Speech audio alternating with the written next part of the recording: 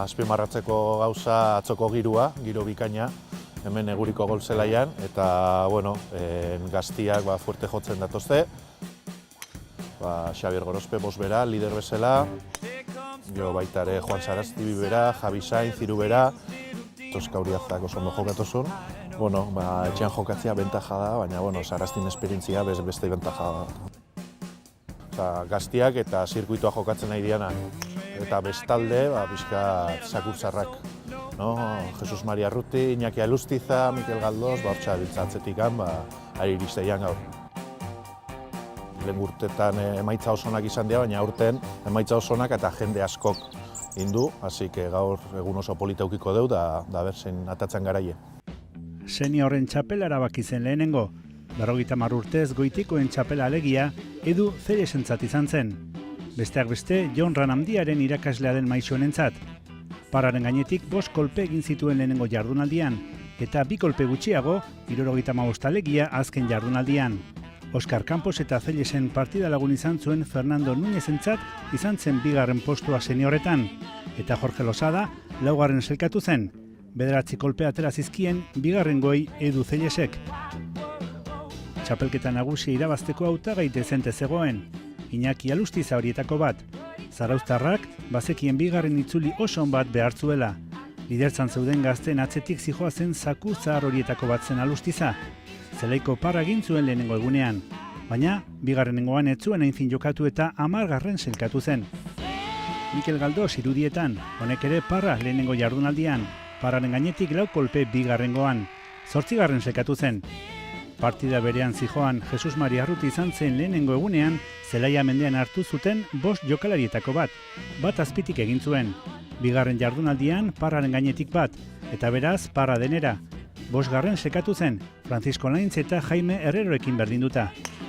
Amatarren bat edo besteri ere ematen zaio profesionalekin lehiatzeko aukera. Esperientzia hori etorkizunerako baliagarri izango dutelakoan.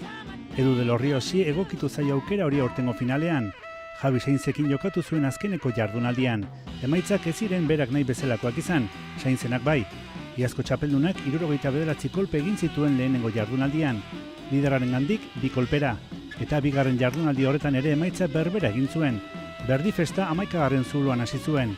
3 egin zituen errenkadan. Eta 18. zuloan ere lortu zuen zelaiari kolpe bat kentzea.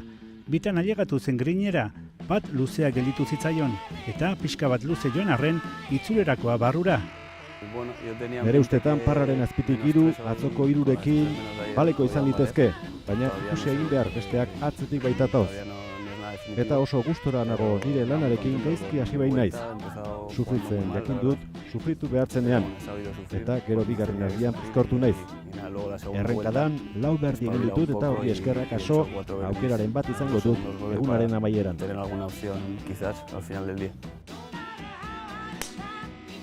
Xabier Gorospe liderra oso gaizki hasi zen azken jardunaldian. Aurreko gunean lortutako abantaila zapuztu egin zuen lehenengo 2 zuloetan.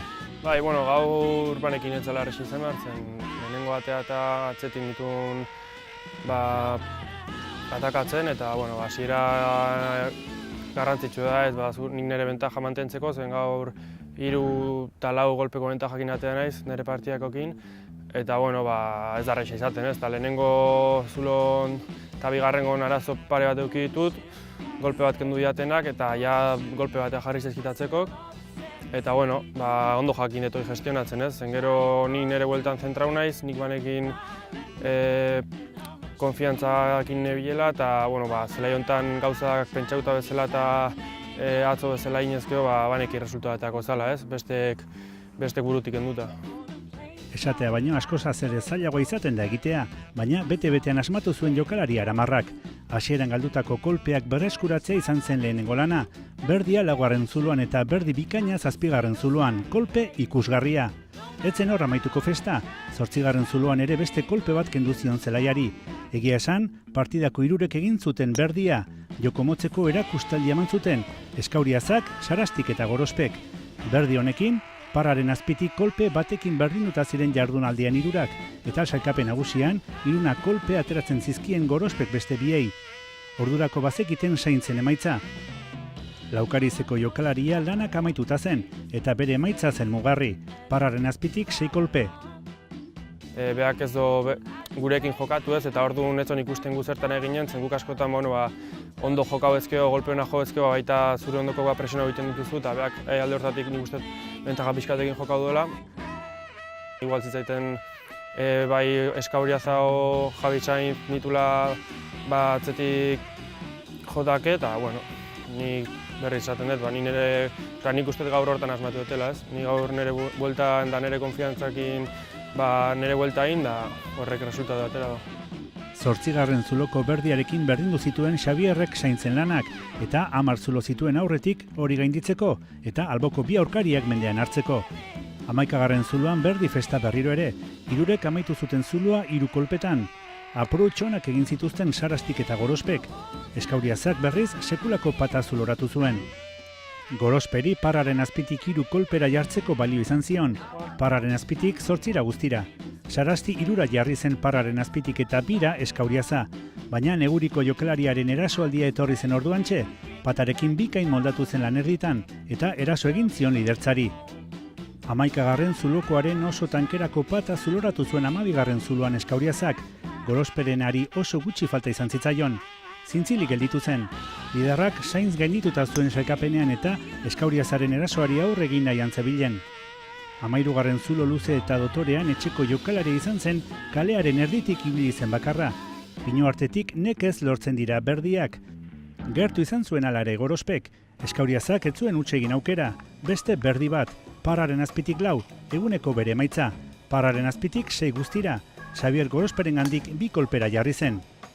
Gipuzkoarra ongi asko defendatu zen 14. zuloan, 15. irterako kolpe luze eta bikaina jo zuen, eta etekin atera zion gero 2. kolpeari. Pata barrura, berdia liderrarentzat. Eguneko 6. zen eta beste pare bat ere lortuko zituen, baina batipat 15. zuloko hau izan zen giltzarri. Eskauriazaren erasoaldia seko gelditu baitzuen. Gauzak honela, 2. eta 3. posturako borrokasi zen. Kolpe pare bat ateratzen zion Eskauriazak Sarastiri eta beste kolpe pare batera zuten Saintzen 2. postua. 16. zuloan pinu artetik jotako kolpe bikainari ez zion etekinik atera Sarastik eta hor joan zitzaizkion aukera guztiak. Eta dagoeneko zalantzarik ez bazegoen ere, edo agian horrek ematen duen lasaitasunarekin, beste 2 berdi ikusgarri lortu zituen Xabier Gorospek lanak bukatzerako. Pat bikaina 17. zuloan eta azkenekoan, 2 kolpetan ailegatu zen 18ko bandera luzearen parera. Pinu artetik, kolpe polita utzi zigun Sarastik txapelketa amaitzeko. 4. postuan selkatu zen. Eskauriazak zuzen jokatu zuen, Grinera 2 kolpetan ailegatu eta berdia 79 kolperekin amaitzeko. 3. Xabier Gorospek igelerako pat gaizto izan zuen maldan behera.